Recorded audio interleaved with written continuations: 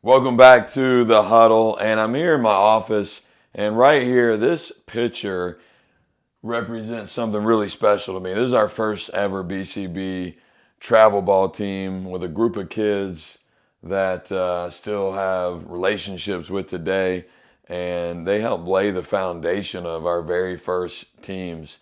And when I look specifically at some of these guys, who most of them now have graduated from college and are going to do great things in life, professionally, personally, with their families. But one thing I think about is one particular young man, and he's right here, a kid named Brandon Fletcher. And Brandon came to a BCB game a couple years ago when I was coaching our 17U team, and he just came unannounced, was watching after the game. He came up and said, "Coach," and he said, "We need to talk." And he proceeded to tell me, he said, "Why didn't all four players go sprint over and pick up that kid?" And he pointed to the kid who took a charge. And I said, "Brandon, that's a great question I don't know the answer to." He said, "I need to talk to the team." And we went out in the hallway. I introduced him to our team and gave him the floor.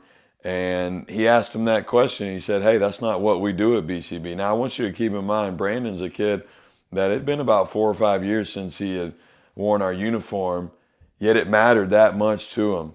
When he came to a game and he watched, that was one thing. The very first thing that stood out to him was that all four players did not sprint over. And he remembered that's something that we preach, is that when a teammate falls down, the team goes and picks him up.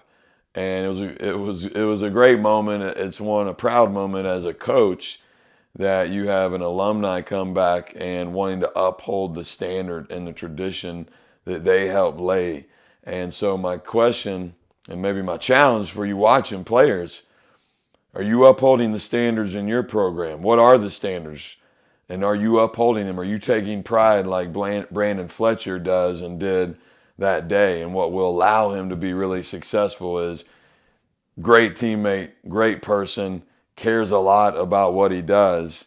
And that'd be my challenge to you. Take pride in what you do and uphold the tradition, uphold the standards at which you're trying to set. Have a great week.